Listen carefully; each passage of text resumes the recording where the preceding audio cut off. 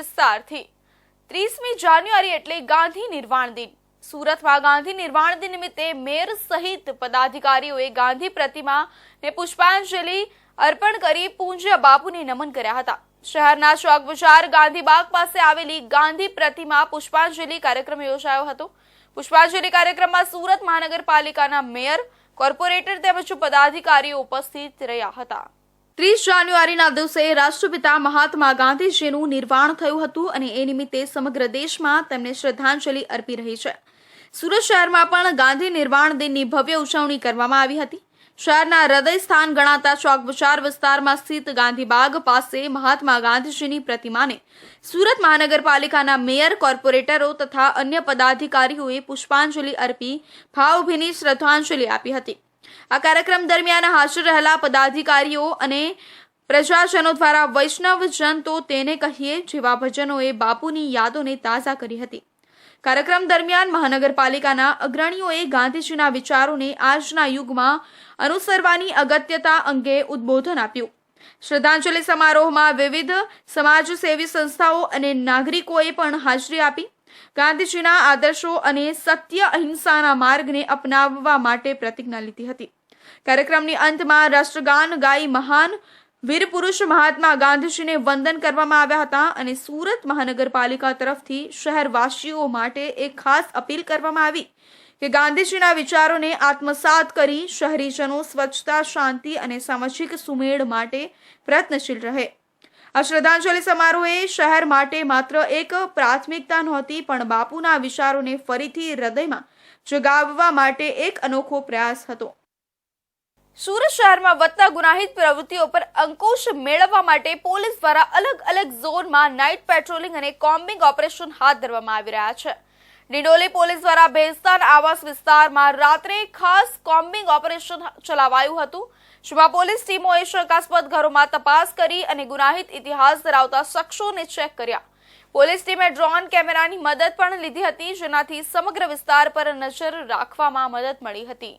સુરત શહેરમાં વધતા ગુનાહિત પ્રવૃત્તિઓ પર અંકુશ મેળવવા માટે પોલીસ દ્વારા અલગ અલગ ઝોનમાં નાઇટ પેટ્રોલિંગ અને કોમ્બિંગ ઓપરેશન હાથ ધરવામાં આવી રહ્યા છે। ડિંડોલી પોલીસ દ્વારા ભેસ્તાન આવાસ વિસ્તારમાં રાત્રે ખાસ કોમ્બિંગ ઓપરેશન ચલાવાયું હતું, જેમાં પોલીસ ટીમોએ શંકાસ્પદ ઘરોમાં તપાસ કરી અને ગુનાહિત ઇતિહાસ ધરાવતા શખ્સોને ચેક કર્યા હતા। આ ઓપરેશનની ખાસિયત એ રહી છે કે ચેકિંગ દરમિયાન પોલીસ ટીમે ડ્રોન કેમેરાની મદદ પણ લીધી હતી, જેનાથી સમગ્ર વિસ્તાર પર નજર રાખવામાં મદદ મળી હતી। ભેસ્તાન આવાસમાં આવેલા શંકાસ્પદ લોકો અને ગુનાહિત ઇતિહાસ ધરાવતા શખ્સોની ઘરોમાં પોલીસ દ્વારા સરપ્રાઇઝ ચેકિંગ કરવામાં આવ્યું હતું। આ સરપ્રાઇઝ ઓપરેશન દરમિયાન 150થી વધુ પોલીસ કર્મીઓ તૈનાત કરવામાં આવ્યા હતા, જેમાં zone 2 DCP, Dindoli police inspector અને અન્ય અધિકારીઓ પણ હાજર રહ્યા હતા।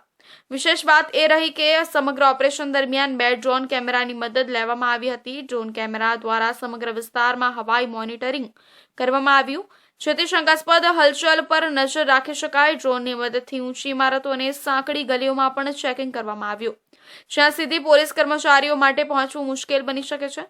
કોમ્બિંગ ઓપરેશન દરમિયાન અનેક ગુનાઓમાં સંડોવાયેલા શખ્સો સામે કાયદેસરની કાર્યવાહી કરવામાં આવી હતી, જેમાં હથિયારા જાહેરનામાનો ભંગ 7 શખ્સો વિરુદ્ધ જીપી એક્ટ કલમ 135 મુજબ કાર્યવાહી કરાઈ હતી અને અટકાયતી પગલાં લેવામાં આવ્યા હતા, જેમાં બીએનએસએસ કલમ 126 અને 170 હેઠળ 2 શખ્સો વિરુદ્ધ પગલાં લેવામાં આવ્યા। તડીપાર કેસમાં જીપી એક્ટ 142 મુજબ 1 કેસ નોંધાયો, પ્રોહિબિશન કબજાનો 1 કેસ તથા પીધેલાના 5 કેસ અને ભેસ્તાન આવાસમાં 27 વાહનોનું ચેકિંગ કરવામાં આવ્યું હતું તથા શંકાસ્પદ ઇસમોની તપાસ MCR HS 186, ટપોરી 5 તથા તડીપાર 6 અને લિસ્ટેડ બુટલેગર 9 અને અન્ય શંકાસ્પદ 13 ઇસમોની તપાસ કરવામાં આવી હતી। આજરોજ ડિંડોલી પોલીસ સ્ટેશન વિસ્તારમાં જે ભેસ્તાન આવાસ છે ત્યાં શરીર સંબંધી અને મિલકત સંબંધી ગુનાઓને અટકાવવા માટે અને આ પ્રકારના જે આરોપીઓ છે એને પણ ચેક કરવા માટે એક કોમ્બિંગનું આયોજન કરવામાં આવ્યું છે। આ કોમ્બિંગમાં ઝોન 2ના 5 પોલીસ સ્ટેશનમાંથી પોલીસની ટીમો બનાવી અને જુદી જુદી ટીમો અહીંયા બનાવવામાં આવી છે, જેમાં 6 અલગ અલગ ટીમો છે, જેમાં અમે મહિલા પોલીસ પણ સામેલ રાખી છે અને આ તમામ લોકો એમને જે પણ ટાસ્કિંગ આપવામાં આવ્યું છે એ ટાસ્કિંગ મુજબ જે આરોપીઓનું લિસ્ટ છે એને ચેક કરે છે। એમાં MCR કાર્ડ અને શરીર સંબંધી ગુનાઓના આરોપીઓ છે આ ઉપરાંત અગાઉ કોઈ ડ્રગ્સ કે એ પ્રકારના ગુનામાં જે સંડોવાયેલા છે એમને પણ અમે ચેક કરી રહ્યા છીએ, એમના ઘરો ચેક કરી રહ્યા છીએ. આ જે કોમ્બિંગની કામગીરી છે એમાં અમે વિશેષ પ્રકારે એક ડ્રોનનું પણ મદદ લીધી છે કે જેમાં 2 ડ્રોન દ્વારા અમે આખા વિસ્તારમાં કોમ્બિંગ કરી રહ્યા છીએ. સુરત શહેર પોલીસના ડીસીપી ભગીરથ ગઢવીએ જણાવ્યું કે ભેસ્તાન આવાસ અને આજુબાજુના વિસ્તારમાં ગુનાહિત પ્રવૃત્તિઓ અટકાવવાનો અને શંકાસ્પદ શખ્સોની ઓળખ કરવાનો આ એક પ્રયાસ છે. ડ્રોન કેમેરાથી ઓપરેશનમાં વધુ સચોટ ચેકિંગ શક્ય બન્યું છે અને ભવિષ્યમાં પણ આ તકનીકી ઉપયોગ લેવામાં આવશે. પોલીસ દ્વારા ડ્રોન કેમેરાનો ઉપયોગ હવે કોમ્બિંગ ઓપરેશન અને ચેકિંગ માટે વધુ સામાન્ય બની રહ્યો છે. મોટેભાગે ગુનાહિત ઇતિહાસ ધરાવતા શખ્સો સાંકડી ગલીઓ અથવા ઊંચી ઇમારતોમાં આશરો લેતા હોય છે, જેનાથી પોલીસ માટે તેમની ગતિવિધિઓ પર નજર રાખવી મુશ્કેલ બની શકે છે. પરંતુ ડ્રોન કેમેરા આવી જગ્યાઓ પર સરળતાથી દેખરેખ રાખી શકે છે અને કોઈ પણ શંકાસ્પદ હલચલ ઝડપથી પોલીસ સુધી પહોંચાડી શકે છે. સુરત શહેરમાં પરંપરાગત હોળી સ્પર્ધાનું ભવ્ય આયોજન કરવામાં આવ્યું, જેમાં 8 હોડીઓએ ભાગ લીધો. હજીરા જેટી ખાતેથી શરૂ થયેલી આ રેસ મગદલા ગામ ખાતે પૂર્ણ થઈ હતી. મોટી સંખ્યામાં લોકો જમાવટ કરી હોડી રેસનું નિહાળવા ઉમટી પડ્યા હતા. આ રેસમાં સાઈ જ્યોતિ હોડી પ્રથમ ક્રમાંક પ્રાપ્ત કરી અને વિજેતા તરીકે 31,000 રૂપિયાનું ઇનામ જીત્યું હતું. મગદલા ગામમાં માતાજીની બાધા મૂકવા અને પરંપરાને ઉજવવા માટે બોટ રેસનું આયોજન કરવામાં આવે છે. આ માત્ર એક રમત નથી, પણ સ્થાનિકોની સંસ્કૃતિ અને વારસાની ઓળખ છે. દરેક વર્ષે હજારો લોકો આ અનોખી બોટ રેસ જોવા ઉમટી પડે છે અને સમગ્ર કાંઠા વિસ્તારમાં ઉત્સવનો માહોલ જામે છે. તો સુરત શહેરમાં પરંપરાગત હોળી સ્પર્ધાનું ભવ્ય આયોજન કરવામાં આવ્યું હતું, જેમાં કુલ 8 હોડીઓએ ભાગ લીધો હતો. હજીરા જેટી ખાતેથી શરૂ થયેલી આ રેસ મગદલા ગામ ખાતે પૂર્ણ થઈ હતી અને ખાસ વાત એ હતી કે આ હોડી રેસમાં કોઈ પણ મોટરનો ઉપયોગ નહોતો કરાયો, ફક્ત હવાની તાકાતથી બોટો ચલાવવામાં આવી હતી. આ રમતગમત અને પરંપરાને જીવંત રાખતી હોડી રેસ બપોરે 1 વાગ્યે હજીરા જેટીથી પ્રારંભ થઈ હતી અને આગળ વધતા મગદલા ગામે 3:15 વાગ્યે પૂર્ણ થઈ હતી. આ ઇવેન્ટ દરમિયાન સુરતીઓમાં ભારે ઉત્સાહ જોવા મળ્યો હતો અને ઓએનજીસી બ્રિજ પર મોટી સંખ્યામાં લોકો જમાવટ કરી હોડી રેસનું નિહાળવા ઉમટી પડ્યા હતા. આ રેસમાં સાઈ જ્યોતિ હોડી પ્રથમ ક્રમાંક પ્રાપ્ત કરી અને વિજેતા તરીકે 31,000 રૂપિયાનું ઇનામ જીત્યું હતું. હોડીઓ વચ્ચે તીખી ટક્કર જોવા મળી હતી અને પરંતુ અંતે સાઈ જ્યોતિ હોડીએ સરસ હવામાનનો લાભ લેતા રેસ જીતી હતી. આ હોડી રેસ માત્ર સ્પર્ધા જ નહીં, પરંતુ આ વિસ્તારની એક પરંપરા પણ છે. વર્ષોથી મોરાની જાત્રા પૂર્ણ કર્યા પછી ગામવાસીઓ આ હોડી રેસ યોજાતા આવ્યા છે, જે સૌરાષ્ટ્ર અને દક્ષિણ ગુજરાતની સમુદ્રી પરંપરાને જીવંત રાખે છે. આ 8 હોડીઓ ઉપરાંત હોડી રેસ જોવા માટે અનેક અન્ય હોડીઓ પણ નદીમાં જોવા મળી હતી, જે સમગ્ર કાર્યક્રમને વધુ ભવ્ય અને આકર્ષક બનાવી દીધો.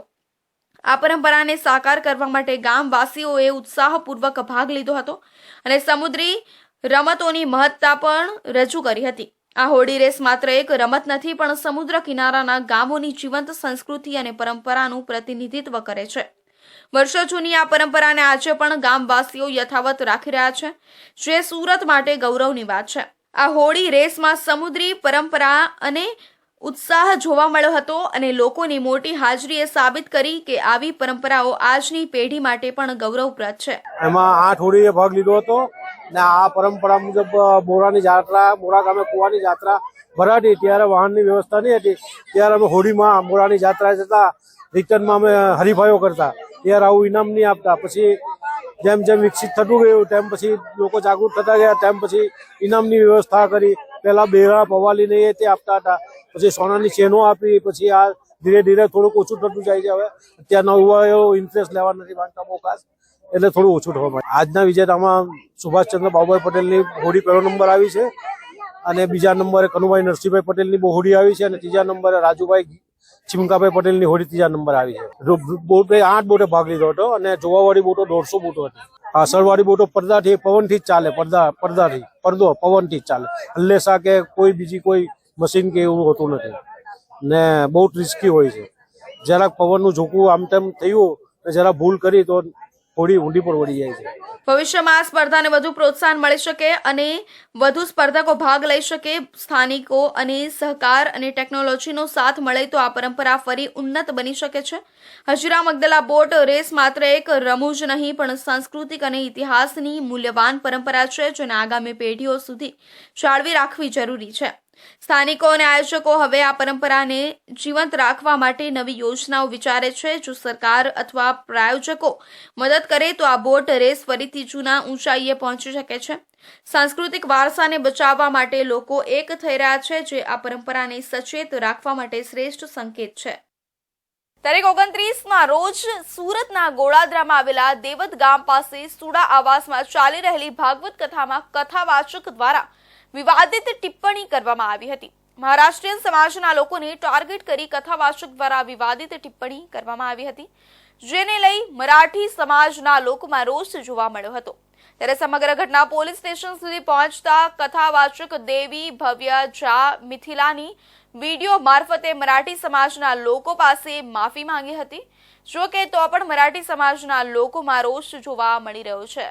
સુરતના ગોળાદરા વિસ્તારના દેવત ગામમાં ચાલતી ભગવત કથામાં એક વિવાદ ઉભો થયો હતો, જ્યારે કથાવાચક દ્વારા મરાઠી સમાજ વિશે નકારાત્મક ટિપ્પણીઓ કરવામાં આવી હતી. ત્યારે એ ટિપ્પણીઓ સ્થાનિક મરાઠી સમુદાય દ્વારા વિરોધ નોંધાવ્યો હતો. કથા દરમિયાન કથાવાચક દેવી ભવ્યા ઝા મિથિલાએ મરાઠી સમાજને લક્ષ્ય બનાવીને વિવાદિત ટિપ્પણી કરી, જેના કારણે મરાઠી સમુદાયમાં ગુસ્સો ફાટી નીકળ્યો હતો ને તેને લઈને તેમના સંસ્કૃતિ અને ઓળખ પર આક્રમણ થતા સોશિયલ મીડિયા પર પણ ભારે વિરોધ થયો હતો. આ ઘટનાને પગલે મરાઠી સમુદાયના લોકો પોલીસ સ્ટેશન સુધી પહોંચ્યા અને કથાવાચકના વિવાદિત નિવેદનો અંગે રોષ વ્યક્ત કર્યો હતો. દેવી ભવ્યા ઝા મિથિલાએ મામલો ઉગ્ર બનતા તેમને એક નિવેદન પણ વાયરલ કર્યું હતું. તેમણે જણાવ્યું હતું કે હું મારી વાતોથી મરાઠી સમુદાયના લોકોને આહત નથી કરવા માંગતી હતી, પરંતુ મેં જે કર્યું તે ખરેખર અસ્વીકૃત અને યોગ્ય નહોતું. મારા શબ્દો દુઃખદ હતા અને હું દિલથી માફી માંગુ છું. મારો હેતુ કોઈનું દિલ દુખાવવાનો નહોતો. બીજી તરફ મરાઠી સમાજના લોકોમાં પણ ચર્ચાઓ શરૂ થઈ હતી કે માફી તો એક વાત જ છે, પરંતુ જે નુકસાન થયું તે એનો પલટાવ નહીં આવી શકે. राधे राधे, मैं देवी भव्या जी मिथिलानी. अभी चल रही श्रीमद् भागवत कथा सूटा सहकार सूरत गुजरात. कल मैंने जो कथा में मराठी समाज के लिए कुछ भी बोला तो मेरे कहने का तात्पर्य इतना था कि आप लोग इतने पशुपति व्रत और इतने धर्म कर रहे हो तो कृपया करके आप लोग ना खाओ. अगर इस बात से मराठी समाज को ठेस पहुंचा है तो मैं सहृदय क्षमा चाहती हूँ. अगर मुझसे कोई भूल हुई हो तो अपनी पुत्री समझ, अपनी बहन समझकर मुझे क्षमा कीजिए. આપણા સંસ્કૃતિ અને ઓળખ પર આ પ્રકારના ટિપ્પણીઓ ગંભીર છે. માફી માંગવાથી વાત સમાધાન થઈ શકતી નથી. આ પ્રકારની ટિપ્પણીઓ ટાળો તે ખૂબ જરૂરી છે. કથાવાચકના માફી બાદ પણ મરાઠી સમુદાયમાં ગુસ્સો હજુ ઓછો થતો નથી. તેમને લાગે છે કે આ માત્ર શબ્દોની ક્ષતિ નથી, પરંતુ સમુદાયના ગૌરવ પર આક્ષેપ કરવામાં આવ્યા છે. તો હવે સુરતના કાપોદ્રા વિસ્તારમાં વધુ એક છેડતીનો બનાવ સામે આવ્યો છે. ડોક્ટર દ્વારા રિસેપ્શનિસ્ટ યુવતીની છેડતી કરવામાં આવી હોવાનો આક્ષેપ કરવામાં આવ્યો હતો. આ સાથે જ લોકો દ્વારા ડોક્ટરને તેની જ ઓફિસમાં ઘૂસીને આ મામલે માર મારવામાં આવ્યો હતો, જે ઘટનાના સીસીટીવી કેમેરામાં કેદ થઈ જવા પામી છે. હાલ તો આ ડોક્ટર સામે છેડતીનો ગુનો નોંધવામાં આવ્યો છે, જ્યારે ડોક્ટરને માર મારવામાં આવતા ગંભીર ઈજાના પગલે ડોક્ટર આઈસીયુમાં દાખલ છે. કતારગામ વિસ્તારમાં રહેતી 20 વર્ષીય યુવતી કાપોદ્રા વિસ્તારમાં આવેલા એક્સ-રે અને સોનોગ્રાફીમાં રિસેપ્શનિસ્ટ તરીકે કામ કરે છે. યુવતી રિસેપ્શનિસ્ટ તરીકે કામ કરી પરિવારને આર્થિક રીતે મદદરૂપ થઈ રહી છે. આ યુવતીએ સરથાણા વિસ્તારમાં ફ્લોરલ વુમન હોસ્પિટલ ચલાવતા ગાયનેકોલોજિસ્ટ ડોક્ટર પ્રતિક માવાણી સામે છેડતીની ફરિયાદ નોંધાવી છે. ડોક્ટર દ્વારા હાથ પર કેસ કરીને છેડતી કરવામાં આવી હોવાનો આક્ષેપ કરવામાં આવ્યો છે. યુવતીએ ફરિયાદમાં જણાવ્યું હતું કે એક દર્દીની તપાસ ચાલી રહી હતી, ત્યારે સરથાણા ચકાતનાકા ખાતે આવેલા ફ્લોરલ વુમન્સ હોસ્પિટલના ડોક્ટર પ્રતિક માવાણી આવી ગયા હતા અને તેઓએ ચેર પર બેસી પેશન્ટની નળીની તપાસ ચાલુ કરી હતી. આશરે 10 મિનિટ થઈ ગયેલી, પરંતુ પેશન્ટની નળી ખુલતી ન હોવાથી હતાશ થઈને મારા ખંભા પર પોતાનું માથું રાખી દીધું હતું. ત્યારબાદ માથું લઈ મને પૂછ્યું હતું કે તું મેરિડ છે કે અનમેરિડ, જેથી મેં તેને કહ્યું કે હું અનમેરિડ છું. જેથી તેણે મને એવું કહેલું કે તારે મેરેજ કરવાના છે, જેથી મેં તેને જણાવેલું કે હા મારે કરવાના છે. વાતચીત દરમિયાન યુવતીને એવું કીધું કે તું મેરેજ ના કરતી, કોઈની જિંદગી ના બગાડતી, જેથી મેં તેને એવું કહેલું કે ના સર, હું એવી નથી. તે દરમિયાન ડોક્ટર પ્રતિકે મને ડાબા હાથ પર કિસ કરી મને ખંભાથી નીચેના ભાગે બચકું ભરવાની 2 વખત ટ્રાય કરી, પરંતુ તેને મારું ટી-શર્ટ દાંતમાં આવી જતું હતું. આ દરમિયાન પેશન્ટની નળી ખુલી જતા તપાસ પૂરી કરી હતી. डॉक्टर प्रतीक बाहर निकली डॉक्टरनी ऑफिस में गया था। कल तारीख 29 जनवरी को कापोद्रा पुलिस स्टेशन के विस्तार में फ्लोरल वुमेन्स हॉस्पिटल में डॉक्टर प्रतीक मवानी जो गायनिकोलॉजिस्ट हैं उनके खिलाफ एक छेड़ती का गुना रजिस्टर हुआ है। इसमें धारा BNS की 74 और 75(2) के तहत दर्ज किया गया है, छेड़ती का आरोप लगा है और इस मामले की तपास जारी है। हमने स्टेटमेंट रिकॉर्ड किया है और अभी हम बाकी CCTV फुटेज और बाकी शाहिद के बिहाफ पे हम स्टेटमेंट रिकॉर्ड करके आगे इन्वेस्टिगेशन कर रहे हैं। महिला का एलिगेशन ये है कि उन्होंने कुछ बोलचाल की है और कुछ टच किया है, तो इसके बिहाफ पे हमने FIR दर्ज की है। अभी ડોક્ટર દ્વારા છેડતી કરવામાં આવી હોવાની બાબત યુવતીએ પોતાના પરિવારજનોને જણાવી હતી। ત્યારબાદ યુવતીના પરિવારજનો ડોક્ટરની ઓફિસ ખાતે આવ્યા હતા। છેડતી બાબતે પૂછવામાં આવતા ડોક્ટરે તમે રૂપિયા પડાવવા આવ્યા છો એવું કહેતા યુવતીના પરિવારજનો ઉશ્કેરાઈ ગયા હતા અને ડોક્ટરને માર મારવાનું શરૂ કર્યું હતું। આ સમગ્ર ઘટના ત્યાં લાગેલા CCTVમાં કેદ થઈ જવા પામી છે। ડોક્ટરને માર મારવાના પગલે માથામાં ગંભીર ઈજા પહોંચી હતી। યુવતીની ફરિયાદના આધારે કાપોદ્રા પોલીસ દ્વારા ડોક્ટર પ્રતીક માવાણી સામે છેડતીનો ગુનો દાખલ કરવામાં આવ્યો છે। જો કે ડોક્ટરને ગંભીર ઈજાઓ પહોંચી હોવાથી હાલ ખાનગી હોસ્પિટલમાં ICUમાં સારવાર હેઠળ છે, જ્યારે કાપોદ્રા પોલીસ દ્વારા આ મામલે CCTV સહિતના પુરાવાઓ આધારે વધુ તપાસ કરવામાં આવી છે। રૂડ મગદલ્લામાં જમીન પર કબજો મેળવવા ભાજપના કોર્પોરેટર દીપેન દેસાઈએ પોલીસ બોલાવી હતી। બંને પક્ષોને પોલીસ સ્ટેશન લઈ જવામાં આવ્યા હતા। પોલીસ સ્ટેશનમાં રૂડ મગદલ્લાની જમીનને લઈ બંને વચ્ચે વિવાદ થયો હતો। બાદમાં પોલીસ સ્ટેશન ખાતે સમાધાન થયું હતું। ભાજપના કોર્પોરેટર દીપેન દેસાઈએ જમીનનો કબજો લેવા પોલીસ બોલાવી હતી। રૂડ મગદલ્લામાં જમીન પર કબજો મેળવવા પોલીસ બોલાવવામાં આવી હતી। બંને પક્ષોને પોલીસ સ્ટેશન લઈ જવામાં આવ્યા હતા અને પોલીસ સ્ટેશનમાં રૂડ મગદલ્લાની જમીનને લઈ બંને વચ્ચે વિવાદ થયો હતો। બાદમાં પોલીસ સ્ટેશન ખાતે સમાધાન થયું હતું। આ બાબતે પોલીસ અધિકારીએ જણાવ્યું કે કોર્પોરેટર દીપેન દેસાઈ અને ખેડૂત વચ્ચે જમીનનો વિવાદ ચાલી રહ્યો છે। આ વિવાદ હવે તેઓ પાલિકામાં ક્લિયર કરાવી લેશે એવું જણાવ્યું છે। બુધવારે સવારે 11:12 પોલીસ કંટ્રોલ રૂમમાં 100 નંબર પર કોલ આવ્યો હતો। કોલને પગલે ઉમરા પોલીસ સ્થળ પર પહોંચી હતી। પછી બંને પક્ષોને પોલીસ સ્ટેશને લઈ આવી હતી અને પોલીસ સ્ટેશનમાં રૂડ મગદલ્લાની જમીનને લઈ બંને વચ્ચે વિવાદ સર્જાયો હતો। બાદમાં સમાધાન થયું હતું અને આ બાબતે પોલીસ અધિકારીએ જણાવ્યું કે કોર્પોરેટર દીપેન દેસાઈ અને ખેડૂત વચ્ચે જમીનનો વિવાદ ચાલી રહ્યો છે। કંટ્રોલને ફોન આવતા પોલીસ પહોંચી હતી। આ વિવાદ હવે તેઓ પાલિકામાં ક્લિયર કરાવી લેશે તેવું તેમણે જણાવ્યું હતું। સુરત નવી સિવિલ હોસ્પિટલમાં રાતે સાપ નીકળતા નાસભાગ મચી ગઈ હતી। સુરત સિવિલ હોસ્પિટલના પોલીસ ચોકીની બાજુમાં સાપ નીકળતા નાસભાગ મચી અને હોસ્પિટલ તંત્ર દ્વારા ફાયર વિભાગને જાણ કરતા ફાયર વિભાગની ટીમ આવી પહોંચી હતી। આ ફાયર વિભાગના જવાનોએ સાપનું રેસ્ક્યુ કરી લઈ જવામાં આવ્યો હતો। સુરત સિવિલ હોસ્પિટલમાં મોડી રાત્રે સાપ આવતા અફરાતફરી મચી ગઈ હતી। સિવિલ હોસ્પિટલના વિભાગના નીચે સાપ ઘૂસી આવ્યો હતો, જેના પગલે ફાયર વિભાગને જાણ કરવામાં આવી હતી। ફાયર વિભાગના જવાનો દ્વારા ગણતરીની મિનિટોમાં સાપનું રેસ્ક્યુ કરવામાં આવ્યું હતું, જેથી સિવિલ તંત્ર અને લોકોએ રાહતનો શ્વાસ લીધો હતો। સુરત સિવિલ હોસ્પિટલમાં જૂની બિલ્ડિંગના વિભાગ ખાતે નીચે સાપ ઘૂસી આવ્યો હોવાની જાણ થતા અફરાતફરી મચી ગઈ હતી। સિવિલના તંત્ર દ્વારા સાપને પકડવાનો પ્રયાસ કરવામાં આવ્યો હતો, જોકે સાપ હાથમાં આવ્યો ન હતો। ત્યારબાદ ફાયર વિભાગને જાણ કરવામાં આવી હતી, જેથી મજૂરા ગેટ ફાયર સ્ટેશનના જવાનોનો કાફલો સુરત સિવિલ હોસ્પિટલ દોડી આવ્યો હતો। ત્યારબાદ સાપનું રેસ્ક્યુ કરવાનો પ્રયાસ શરૂ કરવામાં આવ્યો હતો। માર્શલ લીડરે જણાવ્યું હતું કે સુરત સિવિલ હોસ્પિટલમાંથી સાપ હોવાનો કોલ મળ્યો હતો। કોલ મળ્યાના 10 મિનિટમાં જ અમારી ટીમ અહીં પહોંચી ગઈ હતી। પાણી ઉપર તરે તેવું ડેન્ડો સાપ હતો, બિનઝેરી હોય છે આ સાપ અને ગણતરીની મિનિટોમાં સાપનું રેસ્ક્યુ કરી લેવામાં આવ્યું હતું। હવે તેને ખુલ્લામાં છોડી મૂકવામાં આવશે। શેર બજારમાં રોકાણમાં સારો નફો કમાવવાની અને હોટેલ રિવ્યુના ટાસ્કના નામે રૂપિયાની લાલચ આપી કુલ 22 લાખ રૂપિયાની છેતરપિંડી કરવાના ગુનામાં ટોળકીના વધુ 2 આરોપીઓને સાયબર ક્રાઇમની ટીમે ઝડપી પાડ્યા છે। આ ગુનામાં અગાઉ ટોળકીના 4 આરોપી ઝડપાયા હતા। મોટા વરાછામાં રહેતા 47 વર્ષના હીરા દલાલને ગત 31 મેના દિવસે સાયબર માફિયાઓએ શેરબજારમાં રોકાણ કરવાથી સારો નફો કમાવવાની લાલચ આપી હતી. ટોળકીએ હીરા દલાલ પાસે આના માટે એક એપ્લિકેશન પણ ડાઉનલોડ કરાવી હતી. આ એપ્લિકેશનના મારફતે હીરા દલાલ પાસેથી 15.3 લાખ રૂપિયાનું રોકાણ કરાવ્યું હતું. ત્યારબાદ તેના ખાતામાં રૂપિયા ઉપાડવા ન દઈ તેમની સાથે ઠગાઈ કરી હતી. આ ગુનામાં પોલીસે વધુ 2 આરોપીઓને પકડી પાડ્યા છે. પોલીસે પવન દ્વારકા પ્રસાદ ગુપ્તા અને વિનય કુમાર અનિલ વિશ્વકર્માની ધરપકડ કરી હતી.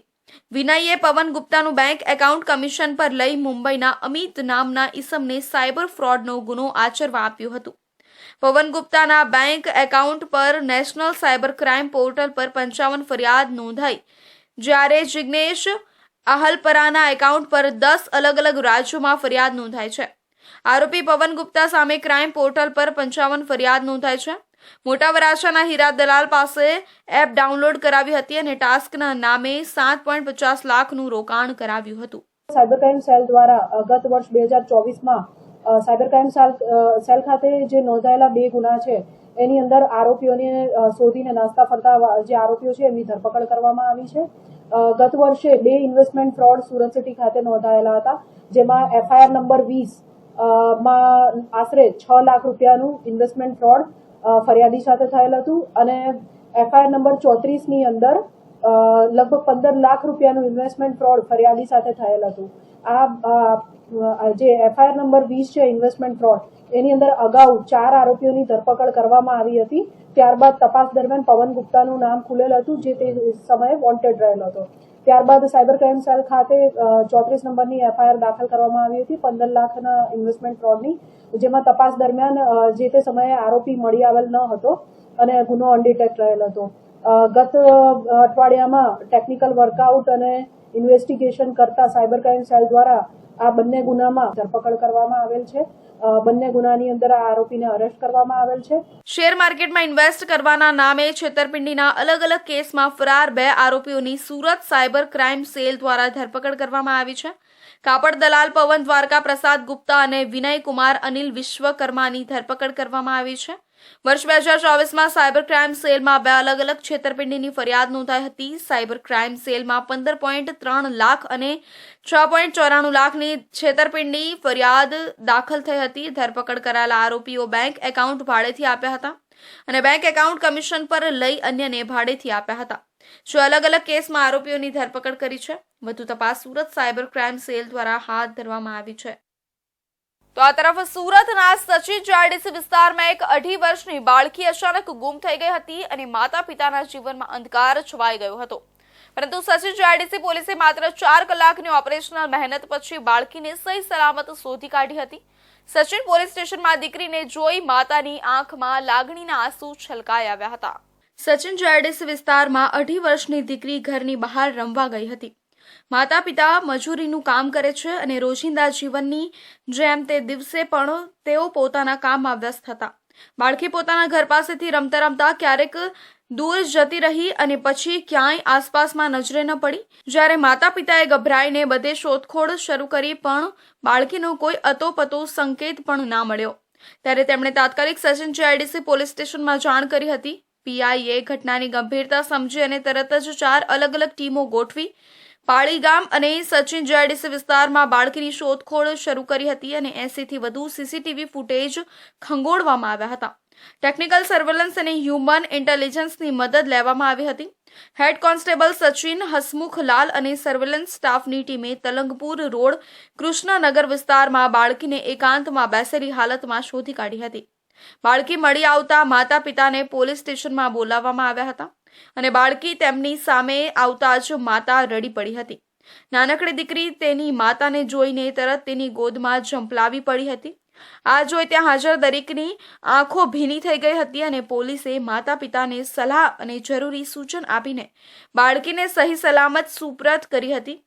એક માતા પિતાને તેમની દીકરી પાછી મળી તે માટે પોલીસનો આભાર માન્યો હતો. જો પોલીસે સમયસર કાર્યવાહી ન કરી હોત તો ઘટના વણસવાની ભયંકર શક્યતા હતી. બાળકના માતા પિતાએ જણાવ્યું હતું કે જ્યારે અમને ખબર પડી કે અમારી દીકરી મળી ગઈ છે ત્યારે અમારા શ્વાસ પાછા આવ્યા હતા. અમે આખી જિંદગી માટે પોલીસના આભારી રહીશું. સુરતમાં હત્યાના ગુનામાં છેલ્લા 31 વર્ષથી નાસ્તા ફરતા આરોપીને પોલીસે દબોચી લીધો છે. આરોપીની ધરપકડ બાદ તેની પૂછપરછમાં અમુક ચોંકાવનારા ખુલાસા સામે આવ્યા છે. આરોપીએ પોતાના અન્ય 3 મિત્રો સાથે મળી વર્ષ 1994માં પોતાના જ રૂમ પાર્ટનરની હત્યા કરી હતી. આરોપીની પૂણાગામ શાકભાજી માર્કેટમાંથી ધરપકડ કરવામાં આવી હતી. કાનૂનના હાથ એટલા લાંબા હોય છે કે કોઈ આરોપી ગુનો કરીને ફરાર થઈ જાય છે તો પોલીસ તેને પાતાળમાંથી પણ શોધી લાવે છે.